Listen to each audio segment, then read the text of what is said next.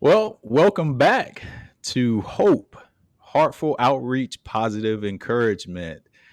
Beverly, the first part of our broadcast, in my opinion, was great. It was great. It was great to have Dr. Tenneson and Miss Brooker come on and share their thoughts about how they feel about the youth and what their struggles are today. What did you think about the broadcast? I think that it was amazing. Yeah. Um, I think that both of them did outstanding job with that topic. They were forthcoming with all kinds of good content, all kinds of good suggestions Mhm. and thoughts that I never I never thought about. I mean, one of the things that was really funny to me was when Dr. Tennyson started talking about helicopter parents and snowplow parents, and I Never was heard of thinking, snowplow. and something else with the lawnmower. Yeah, yeah. I was like, wait Yeah. a minute, aren't your students like adults? They're like young adults, and they're still got parents hovering over like that. Yeah. But the beauty of that conversation in with the both of them is because there was a contrast between his students who are in a Christian organization and Ms. Brooker's students who are in a normal, public school type organization. And Right. there is a big difference because there's things that she can't say, so things that she can't do in the classroom. And so it's challenging for a Christian to be teaching that way and have to kind of reel in their faith. But she's kind of got it dialed, I think. I think But so too. Yeah. I thought it was very, very interesting, the different challenges, and that on his side, Hmm. we got the parents hovering over, and on her side, a lot of the parents are completely checked out. So there's a balance to be had somewhere. I really recommend that anyone who missed the premiere Hmm. go back and I and agree. watch it again, even just to listen again to what they have to say, because um, that is some amazing things. And we got some more amazing things coming up today in today's broadcast because they are continuing this conversation. I had a couple more questions for them, and they were right spot on. So Yeah.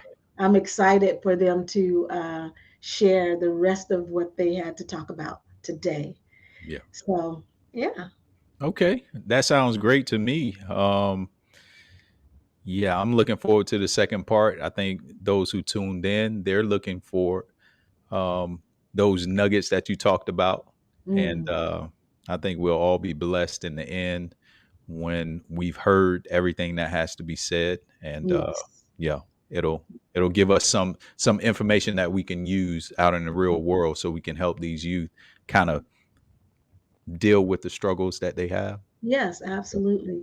And before we, let it roll, I just wanted to say that I've been reaching out to some young people, and so if there are any young people watching this broadcast who would like to chime in with their voices, it's like the adults are talking about your life. If you want to talk about your own life, I'd Right. welcome you to the program. You'd have to be over 18. And so I'd want you to contact us, and let's see if we can't hear your voice in the matter. So that would be great. And also, before we get going to Corey, I'd like to give a shout out to Mr. Dave Aforiata. He is the man who created that music that you're listening to in this broadcast. That song is called Mighty Warrior, and Okay. he did such a wonderful job creating that Yes, he music. did. Yes, I he did. do not want to neglect giving him a shout out because he did such a great job. So people were asking about it, and if anyone wants to buy that track, you can just there's a link, or you won't be able to click it, but it's just Okay. beverlyrivers.bandcamp.com, and you'll see the track if you decide you want to buy that and support. But remember, Dave, he is an amazing music producer. Oh yeah. he put that together real nice. So yeah, Yeah. I was glad to use it during the editing process, and Mm-hmm. I don't I promise you I listened to it about 30 times. Right. So yeah, he did a great job, phenomenal, and Yeah. then you did as well. Well, So thank you. yeah, absolutely, absolutely. Thank you so much. All right. Well, are you ready to go and let people take a listen? Yeah, I'm ready to get out of the way. I mean, y'all don't need to see me. Okay. Yeah, Well, let's jump in. Yeah. okay. Well, we're going to jump right back into that interview with Okay. Dr. Michael Tenneson and Ms. M. Robinson Brooker. So I'm going to just ask you this question. You know, you kind of already said it, but maybe you can elaborate on it a little bit more. What do you think are the top three issues that young people in your learning institution are dealing with at this time? And I'll start with Dr. Tennyson on that one. Mm. Three. Well, just what do you think? It doesn't have to be three, but what do you think are the That's an top awful issues? The short top list, issues. given the things that were going through my mind hearing Okay. you friends speak. Mhm. Um, well, I would say that all humans battle egocentrism. Mm. So I would say young people are finding it difficult to look outside of themselves and think of another person Mm. or other people. And I think that the devices that we access information through give us so much privacy and control over our limited tribe, if you will, that we're engaged with. I had an interesting conversation with somebody I met at a wedding. Who it didn't matter that it was a wedding, but it was a wedding, and we were sitting around waiting for food, which is something I'm impatient about. She's a programmer and does game programming and plays a lot of video games. And I asked her, so what is the atmosphere like when the gamers are communicating with each other, like while they're playing a game? I said, are people pretty kind and friendly? And she rolled her eyes and said, it is the most vulgar, crude, angry, mean kind of environment that you can imagine. And Wow. I just was shocked as a old guy who doesn't play these games, I guess. I mean, solitaire, but people got mad at me for playing solitaire but Wow. I think incivility. So egocentrism, incivility, and that leads to so much anger and frustration. Mm. I think that's a second problem. And I guess the last one, if you're making me say only three, that comes to my mind is needing a safe space where children are not discriminated against, where they're not criticized constantly, and they're not harassed. I think Mm. safety from discrimination, criticism, and harassment is what they really need, and they're not getting. Mm. Okay. Well, I didn't want to limit you to three. That was just so. Do you have four and five? What are what's the other ones? Well, okay, I would have liked to have said something about moral decision making, Hmm. and uh, people don't seem to know what the options are to decide what right and wrong are. We've got on the one side very at times narrow-minded appearing bigoted Christians who don't Hmm. love a lot of the people, the transgender people or people with addictions. They don't seem to be loved by this group. And they just seem very snooty and uncaring on one extreme. And then on the other extreme is like anything goes. There is no there is no universal morality. Right. And I really appreciate the idea of not bullying in the classroom. So, in other words, because I happen to be a Christian, if I was in a setting with a group of people who didn't share those beliefs, I wouldn't feel comfortable forcing my views on them. Right? I really Right. really love Sister Brooks, what you were saying Mhm. and how you handle that. Mhm. But our young people aren't learning that model somehow because they seem very mean spirited and not knowing what's right and wrong. And I think a step in the right direction would be to just identify. So what are some different ways that people choose what's right and wrong? And it could be the Bible. It could be a philosophical view of maybe utilitarianism or something. But at least knowing, well, why do I decide this is right or wrong? Because grandma said, or mom or dad.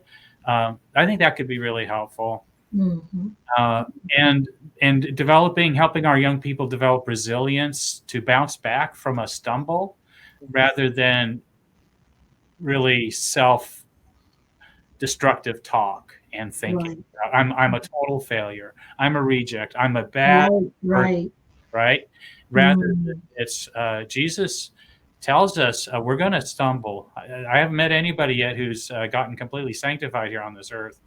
My dog thinks he is, but I haven't met any people that have reached that. Right. So we're going to stumble, and I think our young people need to Mhm. do that, and we can model it. Okay, I'm sorry I messed up, class. I made a mistake, but here's how I'm going to correct it. Right. Yes. Right. You have to be real. I think that that's a big component in reaching someone who is young, is just Yeah. to be real. Because Very if they real. get that whole holier than thou vibe, they've already shut down. They're like, Right. I'm Right. out of here. It's like it's a wonderful thing to just be able to accept and to admit I made a mistake. Right. I'm sorry. Please forgive me, and can we go on from here?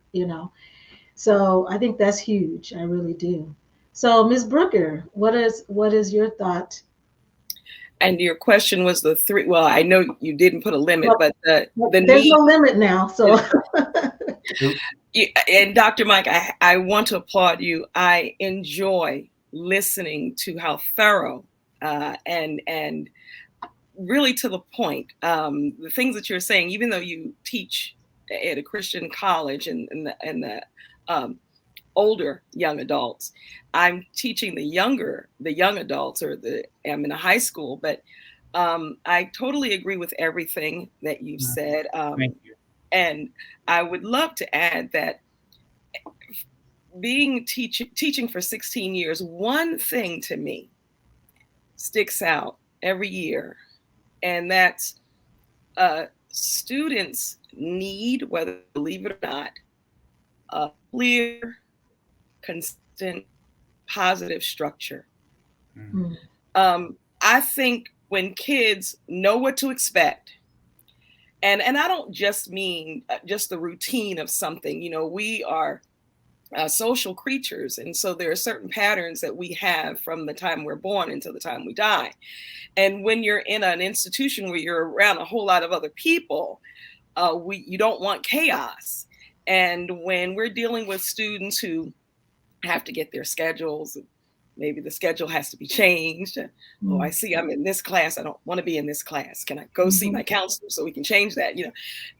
One of the things that I've seen, especially in the last couple of years, is when there is the absence of clear, very clear, positive, consistent structure, students get angry. Students become unsure because the ones who are supposed to be in charge don't appear, for lack of a better way to say this, don't appear to know what they're doing. Yeah. So I have strategies and techniques that I set up in my classroom every year. And one of the first ones is that I involve all of the students with how they want the classroom to be. Because when you're involved with the decision making, I love it when something happens and another student will say, hey, that's not what we agreed to. I don't have to say a word. Because they all came up with the structure. Right. And of course, there are some things as an adult that I think may have to be tweaked, or maybe let's do something a little bit different than this one here. But clear, consistent, and positive structure is definitely something that's needed. Another thing that I believe, and I know this is like a broken record, but more parental, I don't know if involvement is the word, and I hate to say this, but at least the appearance of parental interest in what your child is doing, your student is doing.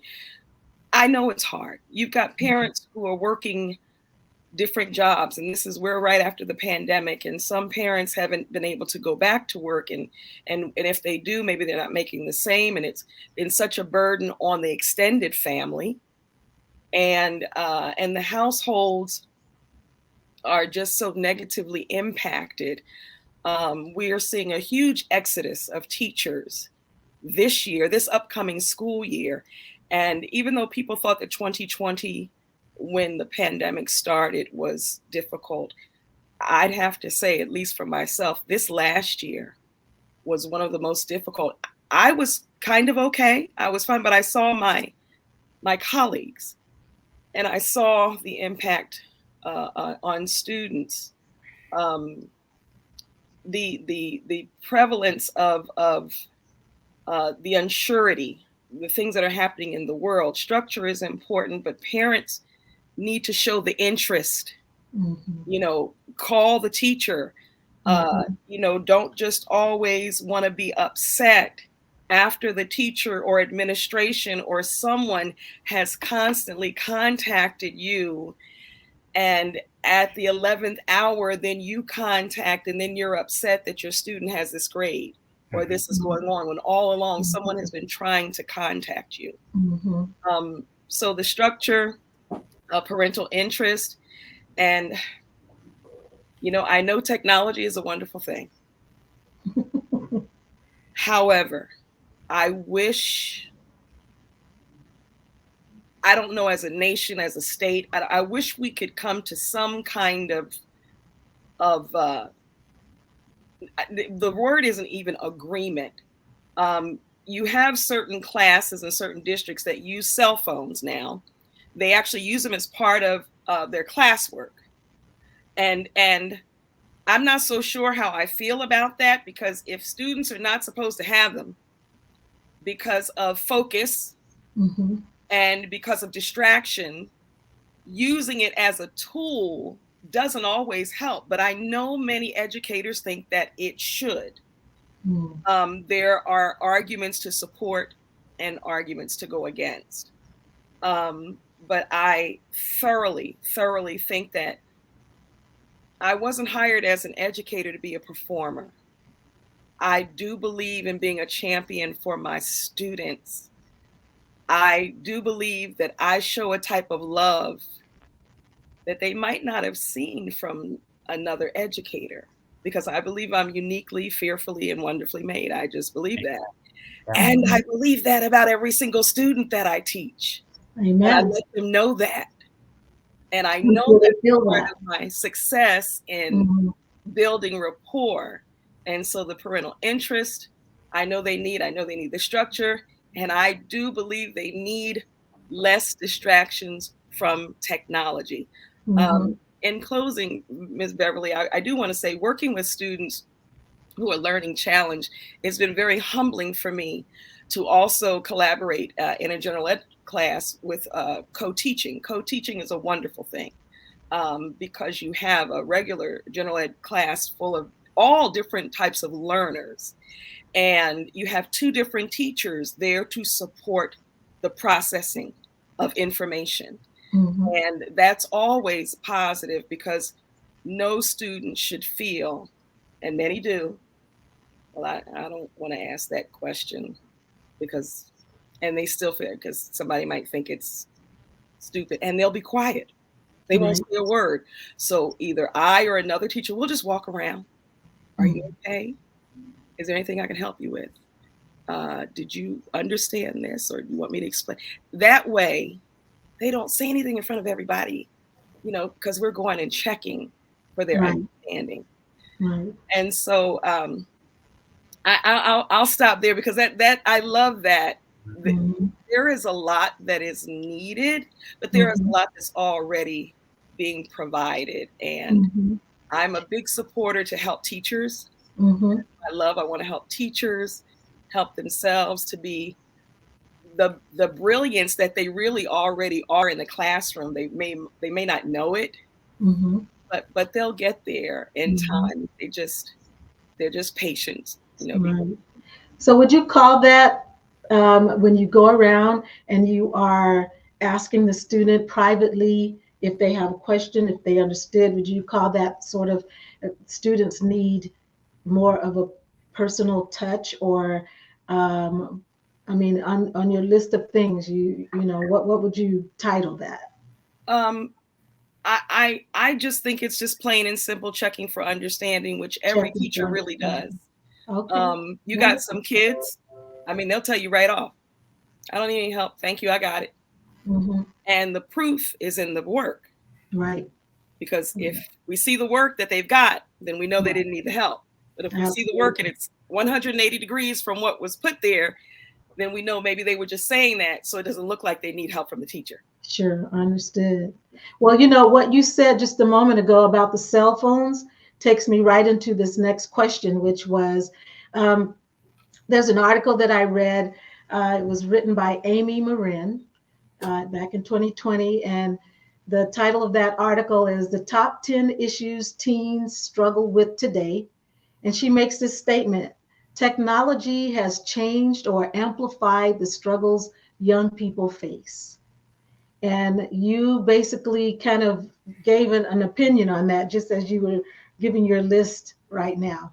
So I'm wondering, do you agree with her statement or not? You know, Dr. Tenneson, what do you think about her statement, about technology? Well, I would agree that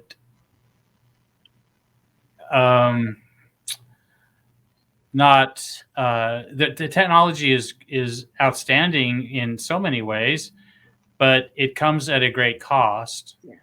And humans have shown themselves to be incapable of self-regulating. So I think that the problem is just inappropriate overuse of a good thing. I Mm-hmm. do enjoy food all the time, and and I'm an example of overdoing a good thing. But the right amount of food's a good thing. The right amount of technology is a great thing. So I just think helping them. So when you're working with somebody who's addicted to anything, and they can't avoid it, Right. like it's in our culture, they have to be taught how to regulate and get Mm-hmm. an internal locus of control rather than an external. I'm not going to do it because I'll get in trouble. How about I'm going to choose this behavior because it's the best for me, or it's the best for the people I'm with. Mm-hmm. Um, and tied into the intense use of technology, particularly we know we're talking about smartphones and computers, right? More than anything, there's this growing anxiety that's come with it, and I think people who are experts at this are telling us that people have become detached socially from each other. They're Yes. no longer connecting face to face, holding a hand, putting an arm around the shoulder, crying with somebody right there. It's all distant, and people Mm-hmm. become isolated. And I think that's where this anxiety and depression, a lot of it's Mm-hmm. coming from. That's social So, isolation that I was speaking of, Dr. Mike. Absolutely. Yeah. Mm-hmm. so if we're trying to apprentice these newbies into life, and we've made it this far, Mm-hmm. one of the things we can help them with is that. So what do you do if you've got enough money to waste it on a lot of things? But for Christians anyway, for sure, we're called to be good stewards of our resources, right? And to be prioritizing it with God's values in mind. Well, I think we can help train young people to be that way. And Mm-hmm. again, so in a college setting with college students, older, my colleagues and I are split on this, by the way. Some of my faculty colleagues allow students to have phones and laptops in class, and others don't. Because I'm trying to do what I just said, to train young people to be good, competent users of the technology, I allow them to have them in my class. But my rule is you have to be on task. The agreement is that you could be looking up on Wikipedia or Google, if we're talking about the lobes of the lung, you could be reading about the lung, and if you find something that I've told you a big lie about, raise your hand and say, Dr. Tenneson, no, it's this. I just found it on Wikipedia, which is always true, That's a great teachable moment, right? Right. But on the other hand, if I'm walking around the room and somebody's texting or watching videos or something, that's not on task. Right. I can exercise my role as a leader to say, okay, you have to, close your laptop for today. Next time we're in class, shut stay it on down. task. That's my, I might be pie in the sky, not succeeding at that, but that's my goal anyways, to try to help teach them to be controlling it. Right. Would you like to add to that, Ms. Brooker? Well, I have to say, wow, I agree. I'm looking at the question. Has technology changed or amplified the struggles young people face? Absolutely. It has changed and amplified. Dr. Mike, I in different districts, there is a system where if you have a computer that is through the network of the district, teachers have a software so that you can keep an eye or just monitor. And it's really good for testing. When students have their laptops open to a certain page, you're able to see that. And so I have to say, it has brought me enormous joy, and it's been quite funny at times when I'm able to place a small banner because a student is watching the cooking show when they should be finishing a problem that they're watching. Nailed it. and it's so funny because they're private, and they'll just look up at me because no one else will know that I've sent them that message. Right. And so, Dr. Mike, I believe wholeheartedly, because I've seen my colleagues do this, technology in moderation. And I want to say to you, I do enjoy food also, sir. I do get that we should do it in moderation. Amen. Totally get that. But yes, I agree with the smartphones and the devices. I know colleagues who have like these, they look like the things that you put your shoes in. And they have them in the classroom whenever the students come in, whether they're in middle school or high school. And I know you guys already know that even elementary school students have cell phones, but they, because of the environment that's already been created, because of the atmosphere that the teacher has already cultivated, they are willing, when they walk in the door, put your cell phones, turn them off, make sure they're off, they're not on vibrate, because normally now many schools have blocked schedules, a very long time to teach and a very long time to learn. So we break them up. And part of the agreement is during your break time, you may go and use your device. When break time is over, come back, or you want to refocus, put your device away. And I have found that has worked tremendously. And so, yes, technology has definitely changed and amplified the faith, the struggles that students are going through. However, it really depends. And I'm going to go back to the family also. Parents who are struggling shouldn't be buying their student a cell phone. That's another bill, especially if the student doesn't have a job. For them to, so it's just certain things in moderation. Yeah. But I'm sure that well, I won't say I'm sure, but the position a parent might take is, okay, I work long hours. I need to be able to contact this kid, and communicate.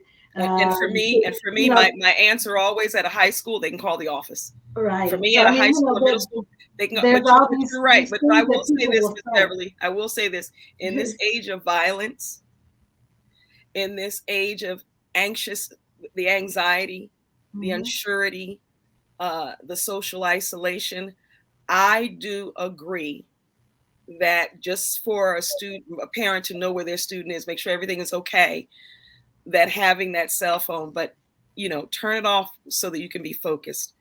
Turn it off so you're not distracted. Make sure it's on vibrate in case your mom or somebody needs to contact you. Right. All things done in moderation. Right. Well, can you see that, like, just not too many years ago, it wasn't the cell phone, it was a pager. I was just thinking that didn't last very long. Yes. But the kids had a pager. Yes. And they could get paged whenever the parents come in to pick them up or whatever. And so when I look at that whole thing about technology and whether or not it's amplified the struggles of young people, it's true. But you know what? Technology has amplified and changed the struggle of every person who has some modern technology. Yeah. And just think of like something that, Dr. Tenneson said about, people, not having the interaction together because, they have this device.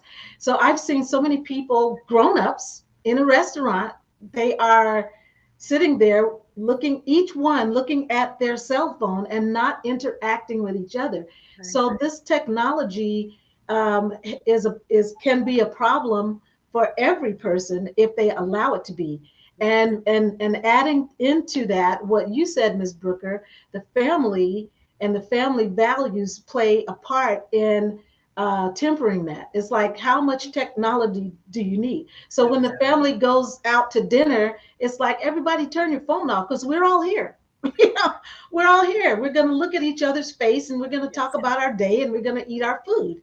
And we're not going to be texting Jackie who is having a party over. We're not doing that. Yeah. So there's a balance to be had. Technology is good, but technology is really not the problem. It's what's being done with it, right? Yes. And so, and how much dependence and value we're putting on that. But the truth be told, pretty much every American is almost addicted to that cell phone. They, if they leave it at home when they are on the way to work, they will turn around and be late for work to go back home and pick up that phone. That's just how life has gotten to be with us, So, and I just want to move on to our last question, though. That was a very interesting exchange that we just had. But I want to get ready to kind of wrap it up. And I'm really thankful for this has been a great discussion.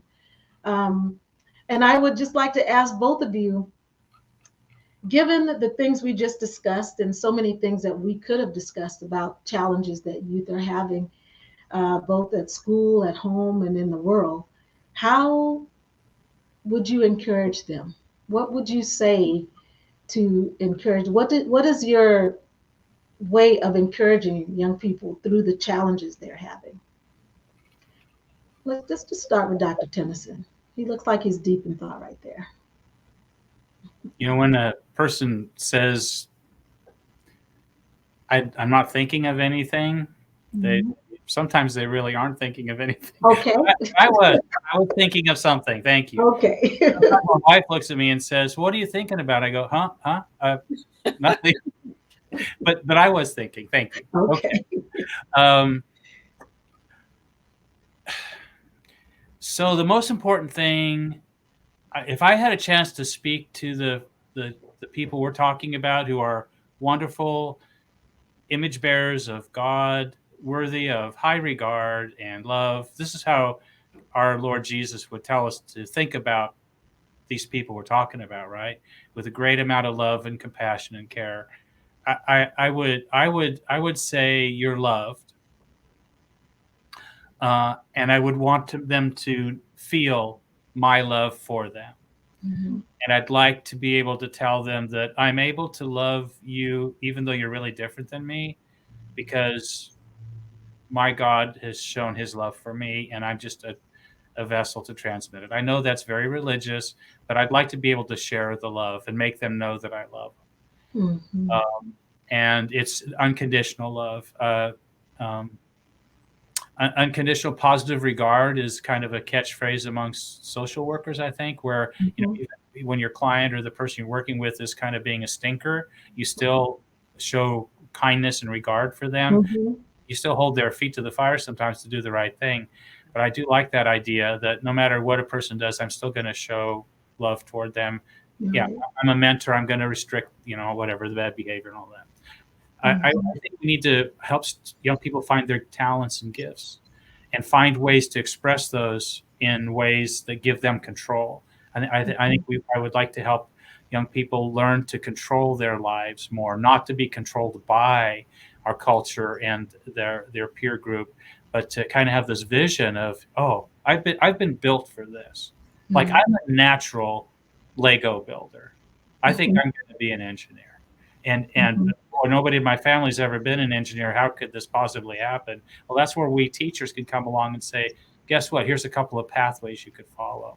Right. Give them some control, learning their talents and gifts, and letting them know that they're in charge of their destiny, not the group that is trying to control them.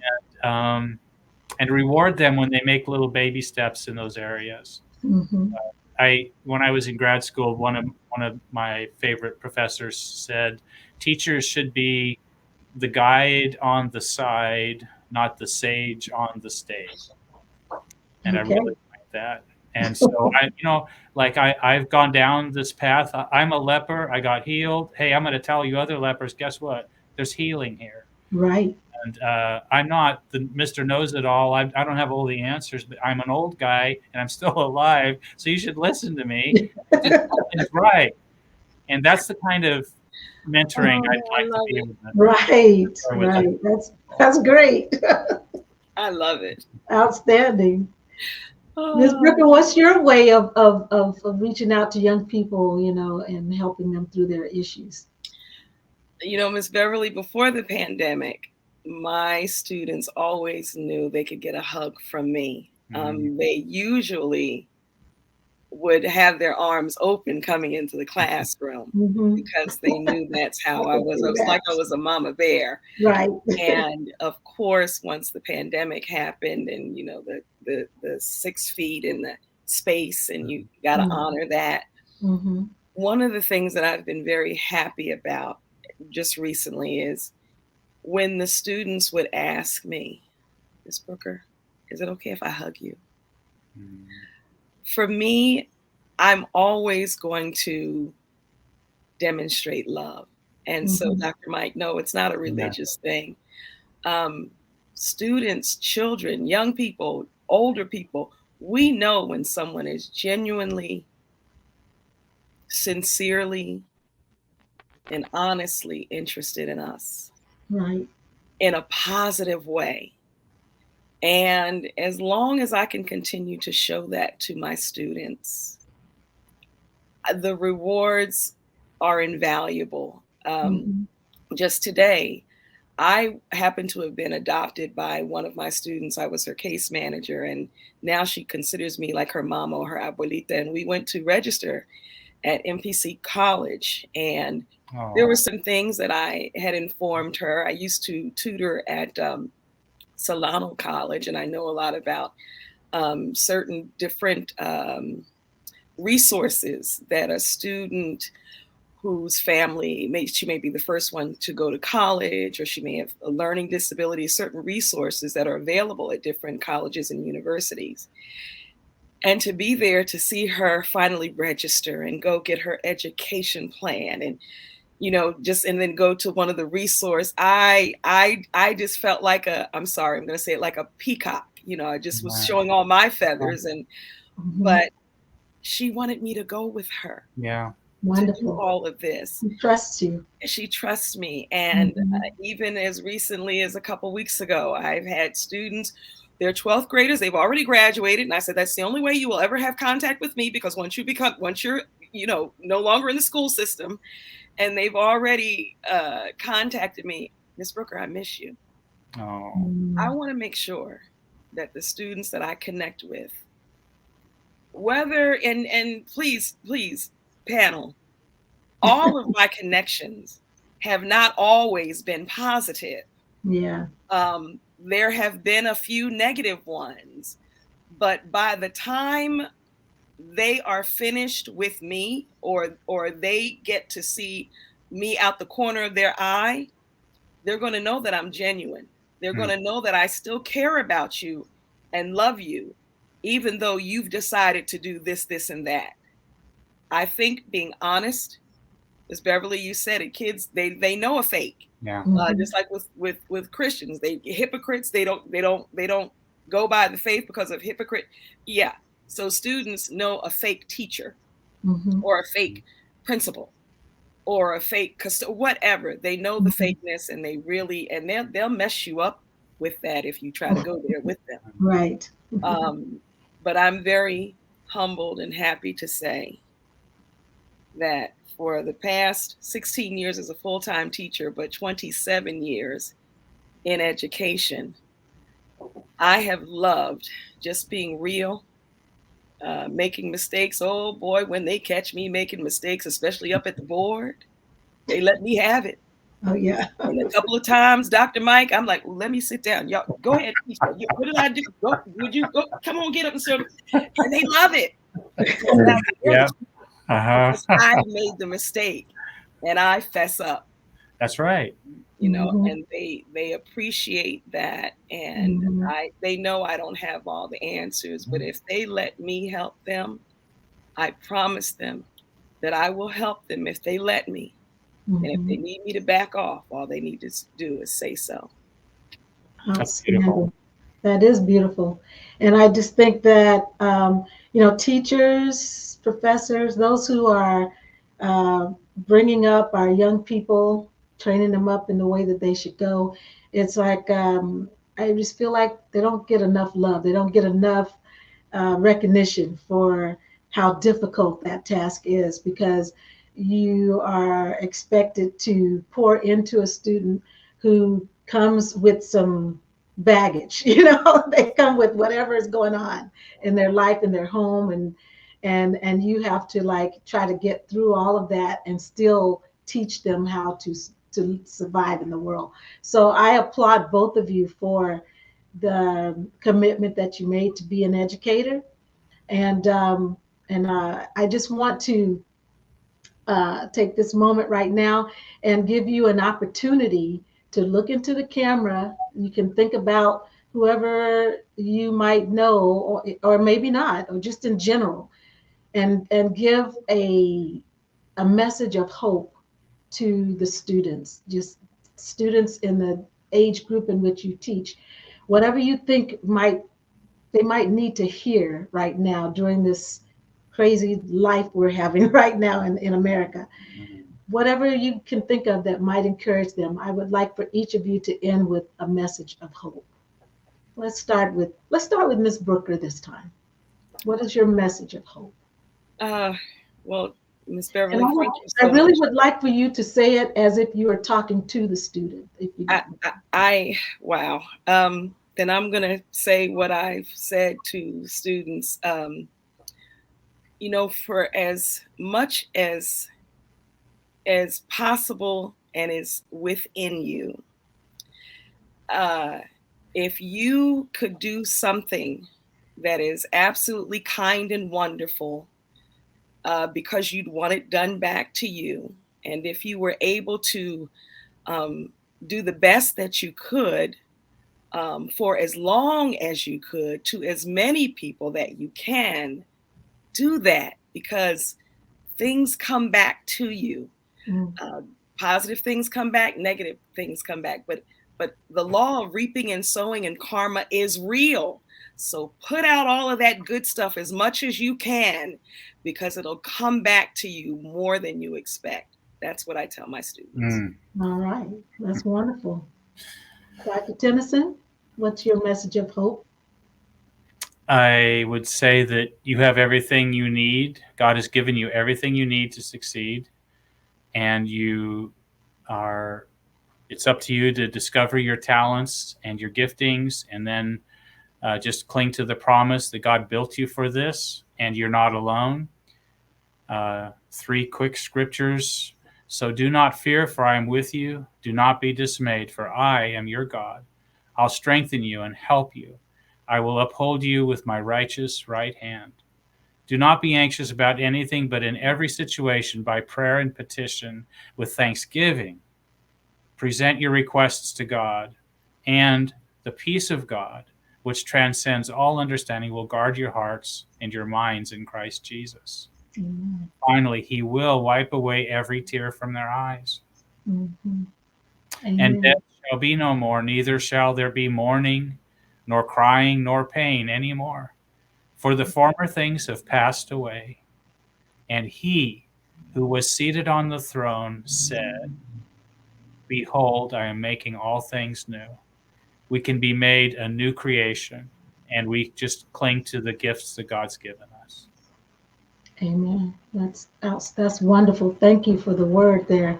I really appreciate that. And I see that our producer is back, which means that our time is coming to a closure. And so I would like to just take this moment and thank all of you once again for being a part of this premier broadcast of Hope, Heartful Outreach, Positive Encouragement.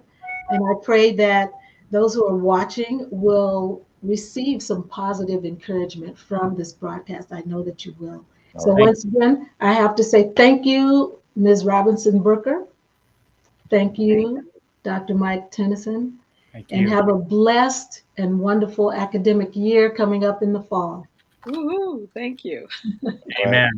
Right. All right, you guys. Bye-bye now. All right. Bye God bye. bless you. Bye-bye. Thank you. God Goodbye. bless you.